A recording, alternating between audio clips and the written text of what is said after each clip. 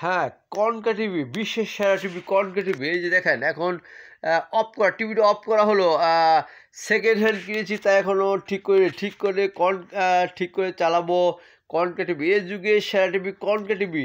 Concha TV সবাই দেখবেন। আমি তো পুরাতন কিনো, নতুন ঠিক করে তারপর দেখলেও দেখবো, তবু আমার পছন্দের টিভি কনকা টিভি। সারা বিশ্বের শ্রেষ্ঠ টিভি, আলোড়ন সৃষ্টিকারী TV concha TV. Concha TV সবাই দেখবেন।